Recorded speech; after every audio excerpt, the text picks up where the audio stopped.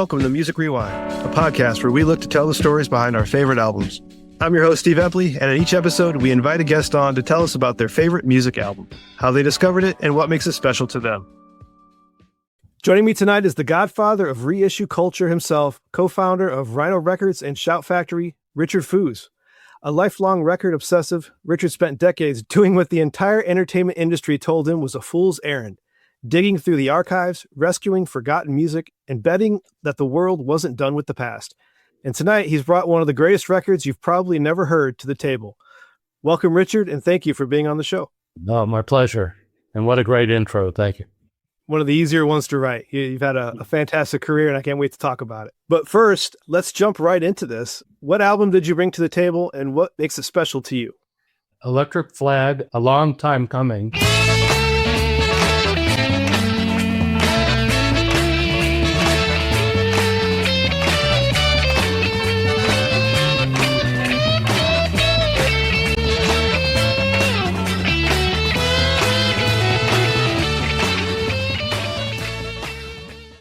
What was so amazing about it is it synthesized every great form of music that I knew into something new and different and better.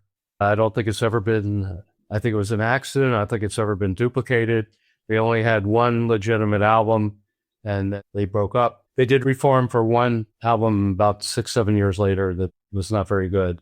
So it's just this magic moment that I think anybody who listens to it will agree.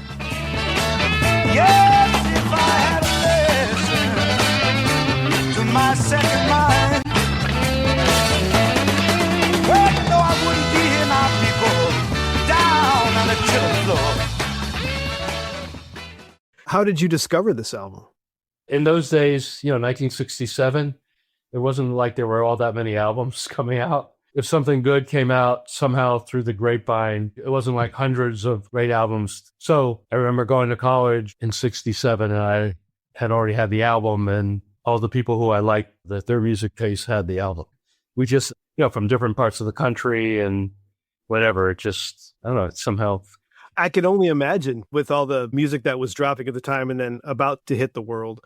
Because right now you've done something that I don't think any guest has done before. I've spent many years now with my head deep into the music history rabbit hole. And somehow out of nowhere, you introduced me to a new top 5 album. Okay. This was a complete first listen for me. I had no idea it existed. And wow. I generally enjoyed it from start to finish. It was fantastic. Wow. Oh, great. I'm so glad. Because so many people I meet from that era agree with me that it was an incredible album. The next generation, I've never turned anybody onto it. So it's great to know that. Yeah, I went in blind. I had no idea what I was about to hear. And it was just all over the place. And I loved it because it was like the Meters meets Buddy Guy meets the Holding Company meets Blood, Sweat, and Tears. I'm like, this is right. Yeah, you're right. Fantastic. You're right. It has some Blood, Sweat, and Tears. And to it before Blood, Sweat.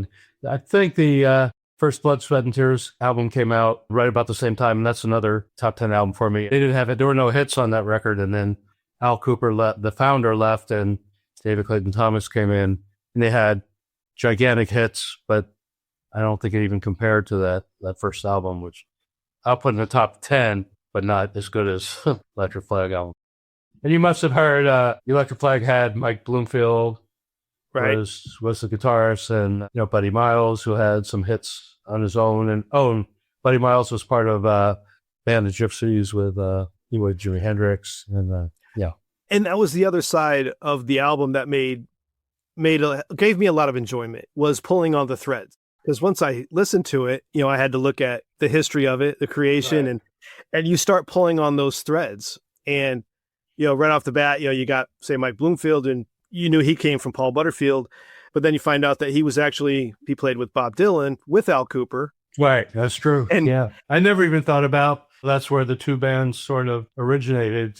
Both. And then they come back together in Super Session. Yeah, with the two leaders. On. Yeah, that's true. Right. So it was like all these fantastic threads. And then you had Mama Cass on one line, and then you had, say, Buddy Miles goes on to do, like you mentioned, with the Band of Gypsies. Right. And then the other guy was part of Big Brother and the Holding Company. That came out of nowhere. The Nick Gravenites, or I'm not sure how you pronounce his name. Nick Gravenitis, yeah. And he wrote the song Born in Chicago that was, Paul Butterfield's signature song. Yeah. Moving is easy, baby, if you know how. Moving so easy, baby, if you know how. Classic rock is a small town to me.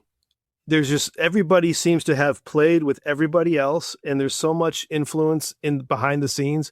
I love pulling on those threads. And this particular band, fascinating in that not just where they came from, but they all went on to do amazing things and play with amazing people, from like Curtis Mayfield to Bob Dylan again, and a dozen other things. It's quite amazing. Right. I still don't know how this went under my radar. Oh, it's just one out. It was not a hit. It got panned. I couldn't believe. Loved the album so much. I pick up Rolling Stone or Cream, or I was reading all those music periodicals, and they were slammed the album derivative. Really? Derivative. I don't forget what they said about it. I never saw a good review of it. And unfortunately, a lot of those bands, if you didn't get superstardom, they break apart, and certainly drugs had a lot to do with it. Yeah, you can definitely tell there's some influence behind the scenes on some of these songs. Electrifying, even though the core members were from Chicago, by the time they did the album, they were living in San Francisco. We did a doc about it, about these guys called Born in Chicago. And there's interviews in there with Jerry Garcia, Bob Weir, some of the airplay, saying that these guys, when they came to San Francisco, they taught them how to be a band. So we were just like ragtag garage band, and they taught us about how you put together a set, performing. We have a video of Mike Bloomfield showing Jerry Garcia various licks. And that's awesome. Yeah, they somehow went from Chicago, and then they backed up Dylan at Newport, moved to San Francisco, and that's where the Flag formed. But they were deep into the maybe good and bad influenced by the best and worst parts of Haight-Ashbury at the time, and lots of issues. And Mike Bloomfield, unfortunately, such a great guitarist, died young. Yeah, I think early 80s, I believe. Yeah. You mentioned San Francisco, and this definitely has a lot of San Francisco feel to it, but it's also a fantastic representation of kind of American music at the time. Exactly. It doesn't just stay there. It's like they took Chicago, Austin, and New Orleans and brought them to San Francisco and threw it all into a pot. Yeah, with maybe a little bit of Memphis, because you have the soul horns on it. Yes. That's what made it so incredible, is they took every form of roots music, synthesized it into something better. And even it was the first time I heard the song Killing Floor, at which was a standard, Howlin' Wolf song, but so many people covered it. But if you listen to their arrangement, it's great blues, but it rocks like as much as anything you'd ever hear. Yeah, I would not have known that was the Howlin' Wolf song. Yeah. Hearing this version, absolutely no way. But there's several tracks on here that if I heard them just individually and not in the album, I would have said, that's Otis Redding. That's Professor Longhair. That's Blood, Sweat, and Tears. I would not have known any of this. They sound so unique, but together. Right, absolutely. And a lot of them had been playing together forever, like Barry Goldberg and Mike Bloomfield, I think, met in high school. Oh, wow. They all sort of went they were, from the north side of Chicago, many of them, and they traveled to the south side, and they met Howlin' Wolf and Muddy Waters, and it was a love affair. They were like adopted. All these guys were very alienated from their parents and families, living in suburban Chicago, and now they have a new family. How do you listen to the album? Like when you put it on, do you bounce around or do you go front to back? Like walk me through how you listen to the album. I like the first side a lot better than the second side. So really? I think the last Another Country is like 8 minutes, and I don't like it. Oh, that was my favorite on the album. Oh, okay. Though they won't go away.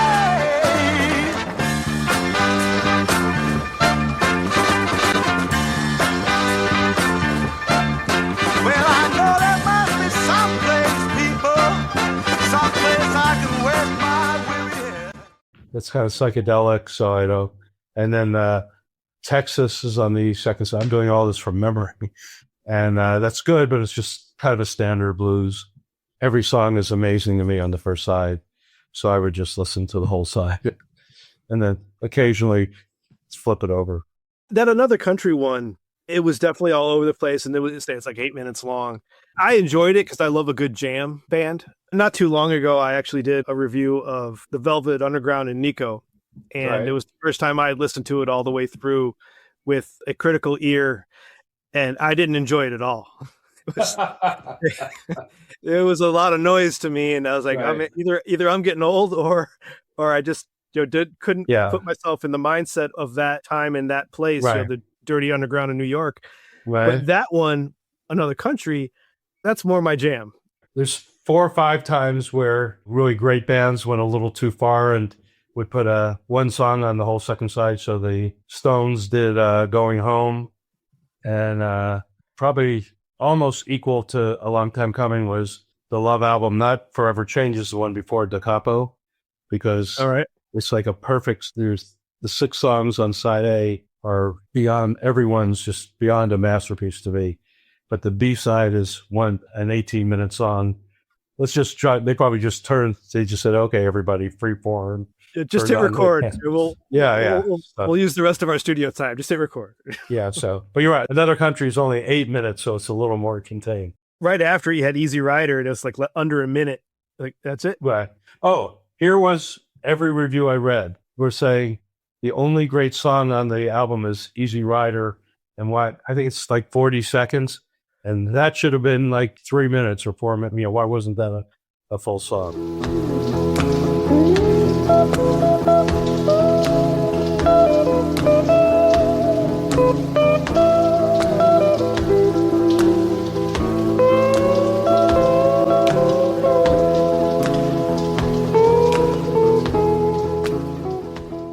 I mean, I agree with that in that it could have been a much longer good song, but I far from the best on the album. I agree. Yeah, I think it's perfect as a fade out, but it's just kind of a standard blues.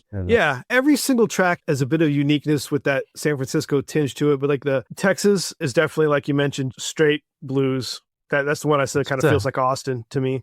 Right. Still good, but yeah. I just got in from Texas, babe. You didn't even know I was around, girl.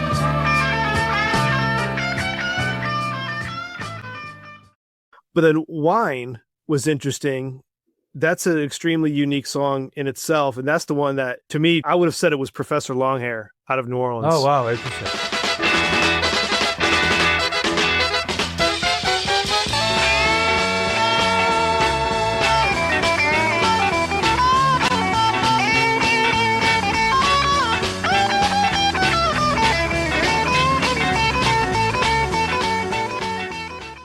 It might have originally been in New Orleans. It started out as, I don't know how far you can trace it back, but it was on Atlantic in the 40s, late 40s, called Drinking Wine Spodioti. Can't remember the name of the Sticks artist. McGee.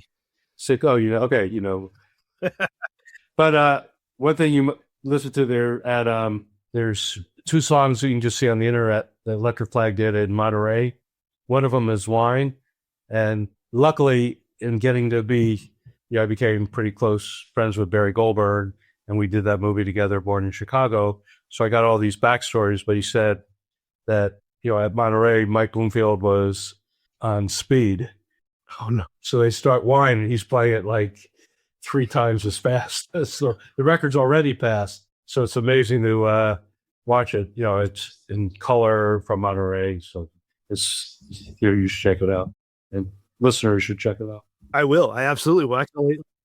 Might be the only finished live performances for the band. I can only imagine the backstage stories from that era. Yes. Yeah. How anyone made it out of there. Right. And Electrifying barely did. So this album was kind of panned at the time, and I assume it's got kind of a cult status these days. Is that something that that kind of like influenced you to start recording or, archiving some of these older albums? What we found out when we had our record store, basically the philosophy of the record industry was only hits sell, only what's new sells, and everything else is old and kind of junk. After it stops selling, it's not going to sell again. Even when we were distributed by Capitol Records in the late 80s, they had a formula that if a hit record starts only selling X copies a month, it goes out of print. It's not worth keeping. And, the major labels didn't have a division that thought about reissuing anything. So the only things that were still in print that were more than a year old were, Led Zeppelin, Beatles. There's probably Dylan albums that were out of print. At the record store, we could see what, that there was interest in these older artists, and but so much of it was out of print. What can I do to keep myself from overloving you? What can I do? I need you. When I'm with you, I don't act the way I should. Can't hurt myself, baby, that's no good. We were doing, records for fun, and we were writing our own novelty records and putting out some punk records from bands we liked. But we saw what we loved the most was reissuing records. And what really was very frustrating for when we were buying records in the 60s, let's say the Kinks, Right. a band like the Kinks, the record companies would put out a greatest hits album. And then inevitably what happened is the band has 3 or 4 more hits and then they break up. Well, they never go back and put out another greatest hits album. So to the extent that album's still in print, and even if it isn't, there's no definitive Kinks, greatest hits album. Or you can name any group, the Turtles, whatever. So even if somehow there was a greatest hits album by an artist, it was never done right. And it was never complete or done with any thought of, other than the band's hits, what are the other best songs that go on the record. And that's how we founded Rhino. Or genres, similar genres. Now, when you guys first opened the record store, was there anything originally beyond the vision of just, I want to be around records all day? Like, I'm just going to open up a record store. Like, did you guys have any thoughts ahead of time, or was the goal just originally the store? Just the store. I'm a kid coming out of college in the 60s, not knowing what I want to do. And rent is $50 a month. And I just got to make a living doing something. And, I thought I could peddle records and make enough money there was no used record store serving UCLA in Westwood Village or anywhere near it, anywhere on the West Side. That's surprising. Yeah. So I thought, wow, this is where I should be. And I was living on the West Side. But what I didn't realize was no one at UCLA had a car, and it was, far enough away you couldn't walk. So we never really got any UCLA customers. And even by that time, it's 74. The UCLA students aren't really alternative. There's a couple record stores in the Village they could walk to. That's where they were going. They're buying Bee Gees albums and whatever, So when did the store become the label? It was a slow process. The store opened in the end of 73, maybe 75. We put out the first record's pretty interesting because have you ever heard of a street singer named Wildman Fisher? I have not. He was a street person that in the 60s, he'd hang out in the Sunset Strip and he'd go up to you and say, want to hear a song for a quarter? And if you said yes, he would make up a song and sing it. And he was discovered by Frank Zappa. And somehow, even though it was all a cappella, Zappa decided, and this might have been the first double album, that you couldn't contain Wildman on. And the songs were like a minute. So anyway, Wildman, the album didn't sell. Wildman. A double album and all the songs were about a minute? Yeah, or two. There were probably 50 songs on it. Jesus. Because he was just making up these ditties on the spot. So, it was just 3-4 years after the record came out, he would come hang out in our store. In most places, they'd kick him out. We idolized him. And everybody who worked in the store had bought the album. Except this is an album that might have sold 7,000 or 8,000 copies worldwide. but that was our taste, that we had all bought the album. The person on the store were exactly like High Fidelity. If you saw that movie, Yeah, it's a favorite of many of the Music Rewind regulars. We joke about that movie all the time. And I swear we had somebody in it who's still a close friend and later went on to be general manager of Warner Brothers Records, who was a spitting image of Jack Black and it's do the same things and mock people's musical tastes. Right. And heaven forbid. And it was very eclectic. So we all hated the Grateful Dead for no reason other than everybody else liked them. So we'd make fun of you if you were Deadheads and came in the store and wanted the Grateful Dead. We'd make fun of you for no. And heaven forbid if you came in and wanted something like Captain Tennille or Helen Reddy, or I felt sorry for anybody coming in and asking for that. So anyway, Wildman Fisher would hang out at the store. We decided we're going to press a 45 to give away a theme song and press it on 45 to give it away to customers. So he went into the back room. We had a cheap Panasonic cassette recorder, recorded. He made up a theme song. We pressed it. Go to Rhino Records on Westwood Boulevard. They have nice people there. They'll show you where the records are. Where are the records? They're over there. They're all over the place. Go to Rhino Records on Westwood Boulevard. Go to Rhino Records on Westwood Boulevard. You can get Herb Alpert and Jackie Lomax for 40 cents. Da-dum, da-dum. The manager's store, my eventual partner, was a rock writer, and he knew John Peel, the DJ, the number one DJ in London, sent it to John Peel, who started playing it, and it made his top 50 for the year. And Virgin Records was just starting, and they ordered 1,000 copies. So we had to go in the business. We had only meant to give the records away free. And then from there, we started doing our own novelty songs. We started doing some punk restarting. And like I said, what we liked the best was reissuing the great music of the past that was out of print. Most of it was out of print. How did you then shift to it? Because you guys kind of invented the box set as it's known today, in that the gathering the great reissues, did you have to jump through hoops to get the rights or to get masters, or how did you make all that happen originally? Well, the record companies would have these licensing divisions, so we could go to the record company. You always had to give an advance, usually 5,000 or 10,000 unit advance. Okay. And you'd get non-exclusive rights to virtually any hit song. Maybe not Beatles or Dylan or The Who, but anybody under that. So we could do compilations. And if there was an artist that they didn't have in print, they would often give us the rights. So one of the first reissues we did was James Brown Greatest Hits. There was, if you can believe it, this is, let's say, 78, 79. There wasn't one James Brown record in print except for his latest album, and that wasn't selling. His new records weren't selling. So there was nothing you could buy unless you could find it in a used record store. And I don't think there'd ever been a James Brown Greatest Hits done. So maybe there'd be one or two hits on each album if you could find it.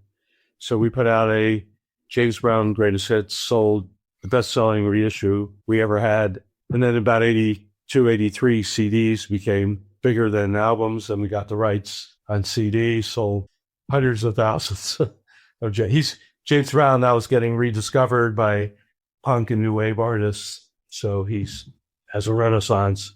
And eventually Universal Music saw how much it was selling and they took the rights back. Another artist that were able to put out a great set sold hundreds of thousands was the Village People, because Village People had all their hits. Then disco ends and everybody hates disco. For a couple of years, all their music goes out of print.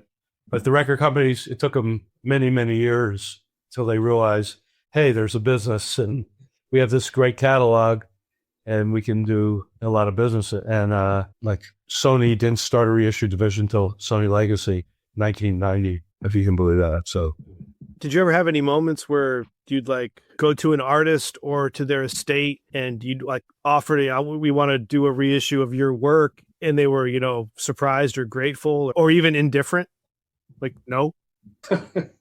Yeah, many people said, said screw off, or we're only into new, we don't care about our back catalog, or a few artists said, I'll license it to you, but I want to redo it.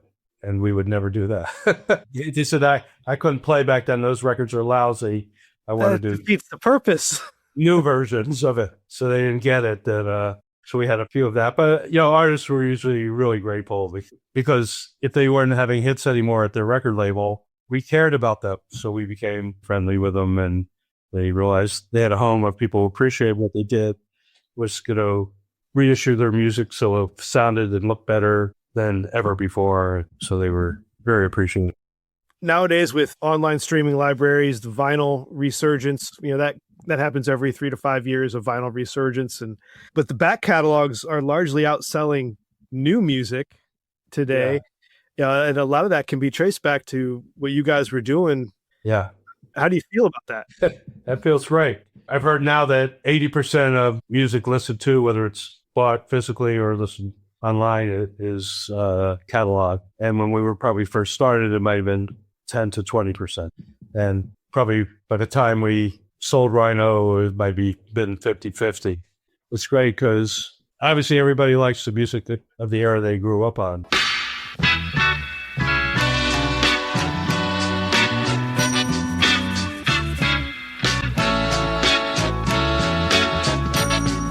She should have just left me alone. You went from Rhino then to Shout Factory, which you ended up doing a lot of documentaries and stuff. How was that transition? Yeah, we had sold to Warner's in 2000. Rhino still exists and is probably better than ever. I was talking to a vinyl podcast who said Rhino set the standard for modern reissues, Rhino Hi-Fi. So they're still doing great stuff, but we left, and I still wanted to do what I love doing, but the music business was starting to crash. So we went into film and video. What we did what I'm most proud of is we did similar. We rescued out of print films and TV shows that many couldn't be cleared. In those days, it was just DVD, and a lot of things couldn't come out on DVD because they were so music laden that the original producers and studios hadn't cleared for DVD, which maybe wasn't even a business when the show came out. So, and it is jarring when you watch a DVD of one of your favorite shows and just the music isn't the same as you remember. Yeah, a lot of people did replacement. Oh, that's terrible. Yeah. So the show was all about the music. Right. And amazing because they use the original music and then they put it on DVD and they do fake replacement music, which pretty much ruins the show. So when the first show we put out was Freaks and Geeks, which has some like 60 major hit songs, we cleared every single one of them. We did this with Judd Apatow, and even to the point we had one Van Halen song that we couldn't clear, and Van Halen held us up for some unbelievable large amount of money, insane. And Judd Apatow, he does a benefit every month for some organization. He said, I'm doing a benefit to pay for this month, to pay for the track. And we did, and we gave them. And Van Halen was donating all the money to a great charity. I think it was Mr. Holland's Opus. So it was all good, but that's how Judd would not allow, and we didn't want to put it out without 100% original music. If you ever watch the TV show Supernatural, it's a prime example of great music in a series. It's almost all classic rock laden stuff. But if you watch it on the streamers, season 1 has all generic replacement music, and it's bad. It's such a shame because they still could have made a lot of money. Yeah. And B, they would have made more money if it was royalty based and not buyouts. People would have streamed or bought the DVD more because it had the original music. And it was in a show like that, the music was a character in itself because it was part of the character backstories. So it was very out of place with these generic tracks. Season 2 cuts in with Boston at the very beginning, like, oh, okay, now it's changed. Right. An actual Boston song. Oh, they actually did put the Boston song. From season 2 through the end, they fixed it. But season 1 is just an outlier of Well, don't get started about the short-sightedness of the record companies and the publishers and on this. Well, Well, one question I have for you is, what's one that got away from you? Like you were never able to actually get a reissue, whether that's an album, a band, or a movie, like whether that's rights or anything. We got the rights to the US Festival. Oh, And we still have the rights. We've never been able to clear, like Clash. I guess it was their final, and some people say best performance. And we actually licensed from the Clash a Clash documentary, but they wouldn't let us license the performance because they thought they sucked. Oh, that's a shame. That's a famous moment in time. Yeah, the US Festival was fascinating because it was just unbelievable. They got the greatest bands from still playing it from the 60s, the 80s, Bowie, the Kinks, just amazing bands. And as we would go to clear it, the Clash weren't the only one who hated their performance. Everybody, and Steve Wozniak did it as, this is going to be Woodstock on steroids. And it's going to like bring the world together. And we're going to show how music and computing brings the world. And everybody, the bands somehow hated it. They were ripping Wozniak off. There's all kinds of crazy stories. And I think he got disheartened, by it. So we actually bought the catalog, all the footage from Wozniak, but he had no rights. So over the years, we've cleared a few, like of a lesser group. We got Wowing Jennings, Willie Nelson, Quiet Riot.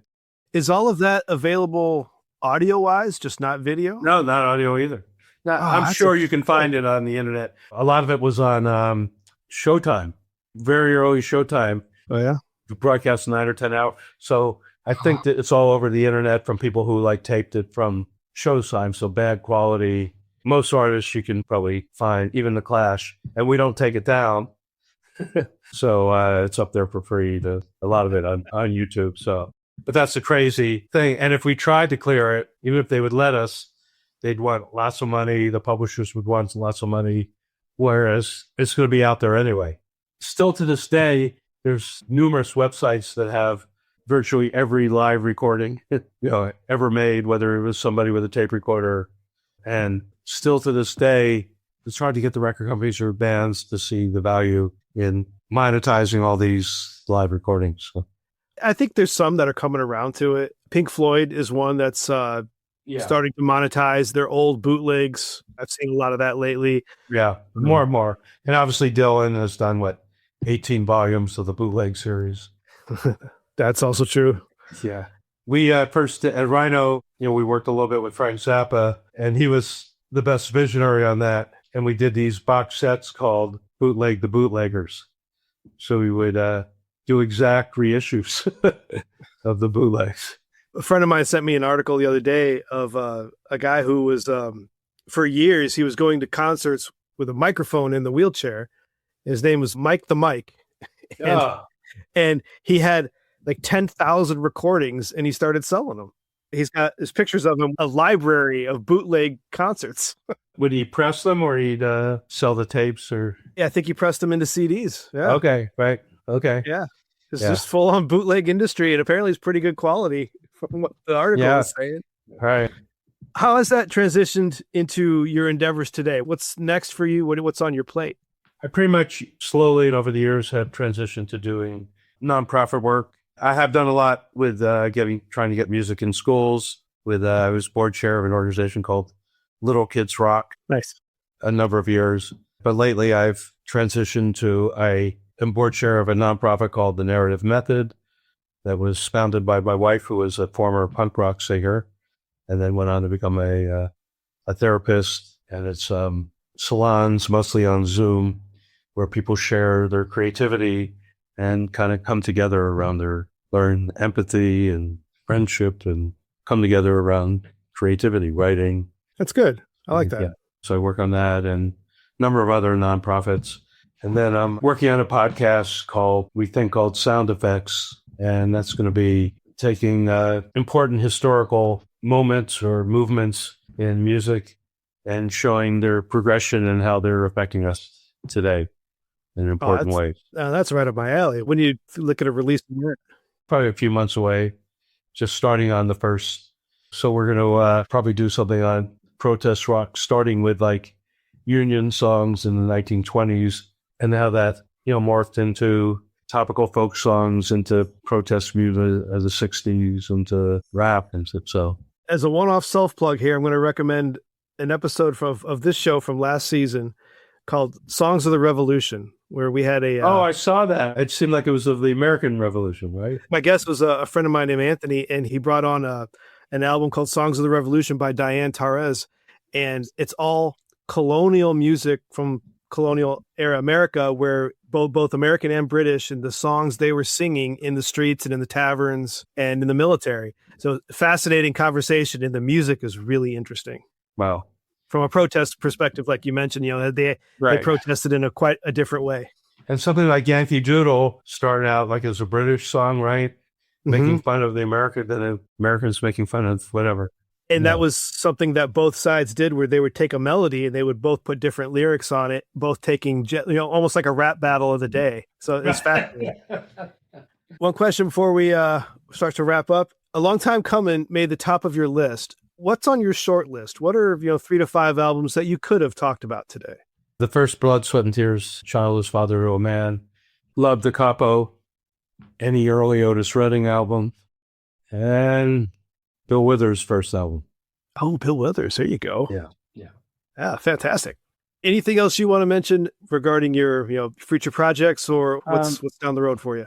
One thing I've been thinking a lot about is somebody once mentioned music to me recently. Music is a religion.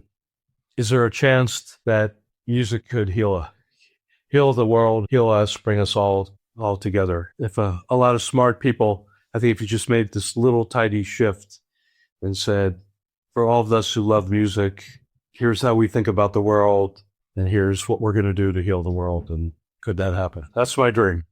It's a beautiful thought, and I hope it comes true. Richard, I want to thank you for being on Music Rewind. This was a wonderful conversation, and I really do appreciate your time. Thank you. Great. I had a great time. Thank you. I've never talked about A Long Time Comin for probably more than 5 minutes, so that was great. I love rediscovering old albums. It gives people a chance to, be a fan again and just talk about an album they love. That's why we're here. Right. So lastly, yesterday, I found so many people love a group that everybody's discovered, and I didn't like their one concept album enough to put it on the list. But the Zombies, is like a favorite of my kids and their friends and whatnot. Anyway, I saw yesterday, their second big hit was Tell Her No. I found on the internet a recording of it from 1968 by this band called Smith that had a hit with the Burt Bacharach song that the Beatles covered, Baby It's You. That was a big hit, but then the follow-up was the Zombies' Tell Her No, and it's absolutely amazing. I would urge you and your listeners to listen to it. And if he tempts you with his charm,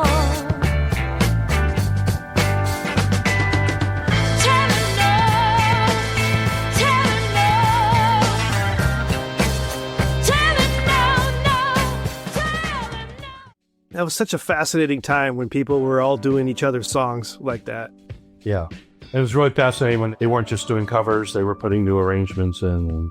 Yeah. You really, like the, Mr. Tambourine Man. Some people may know it as a Dylan song. Some people may know it as The Byrds. It's two completely different versions in my opinion, but right at the same time. True. Classic rock is a small town. Yeah. I love it. Thank you for listening to this episode of Music Rewind. As always, we appreciate a rating and review wherever you listen, and go to musicrewindpodcast.com for information on the show, more extras, and future episodes.